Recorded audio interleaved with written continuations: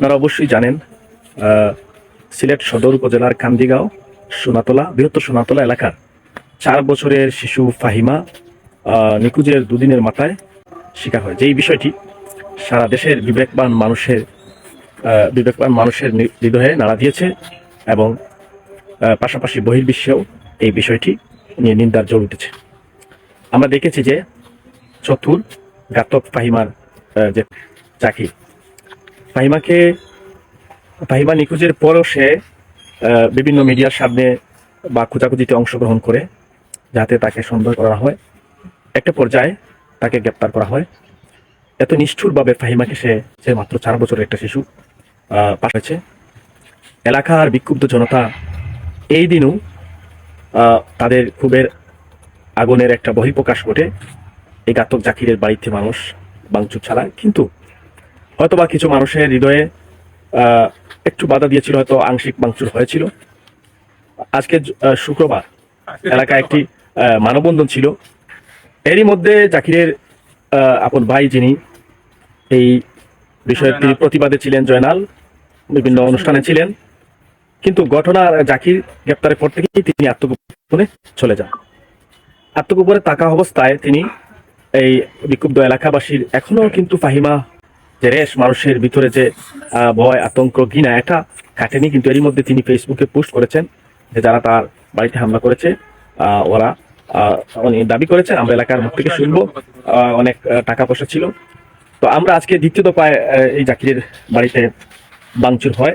তো আমরা জানতে পেরেছি এলাকার মানুষ কিন্তু এখানে অনেক সময় ভাঙচুর হলে অনেক লুটপাট হয়, কিন্তু এখানে আমরা যেটি জানতে পেরেছি যে কেউ কিছু নিয়ে যায় নাই, সবকিছুই ঘরের সামনে কিন্তু ফেলে দেওয়া হয়েছে।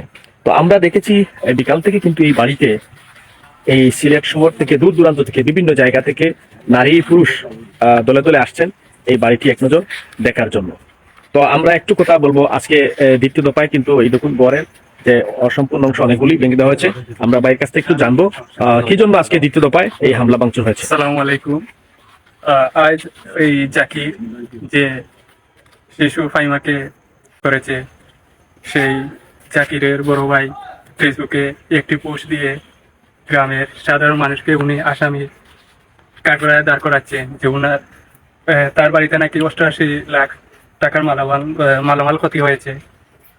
এই উনি কিরকম মানুষ, উনি পোস্ট দেন ওনার ভাই কত বড় একটি ঘটনা ঘটিয়েছে, সেই ঘটনার সাথে তিনিও জড়িত। তিনি এই ঘটনাকে বিভিন্নভাবে ডাইভার্ট করার চেষ্টা করেছেন। এলাকার সাধারণ মানুষকে তিনি বিভিন্নভাবে এই মামলায় ঢুকিয়ে হয়রানিও করেছেন এই ফাহিমার মামলায়, যাতে ওনাদেরকে মানুষ কোনো সন্দেহ না করে। আমরা চাই যে জয়নাল আবেদিন এখনো পুলিশের দৌড়াচড়ার বাহিরে কিভাবে থাকে। এখন প্রযুক্তি অনেক উন্নত, আমরা চাই পুলিশ তাকে ট্র্যাক করে যাতে তাকে ধরে বিচারের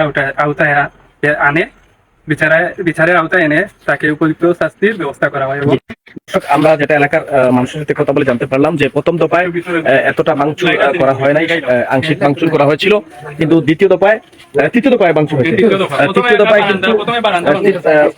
তৃতীয় দফায় কিন্তু ঘরের সমস্ত মালামাল বাইরে ফেলে দেওয়া হয়েছে এবং পুরো ঘর একদম তছনছ ভেঙে দেওয়া হয়েছে। আমরা একটু যেই ঘরটা আপনাদেরকে দেখানোর চেষ্টা করছি, এই হচ্ছে ঘর, মানে একদম ঘরের ওয়্যার, লাইটিং, উপরে টিন, ফ্যান, বাজে সবকিছুই একদম ভেঙে দেওয়া হয়েছে। আমরা একটু দেখানোর চেষ্টা করব। এই যে মানে এখন আর ঘরের যত কিছু ছিল সব ভেঙে দিয়েছে বিক্ষুব্ধ এলাকাবাসী।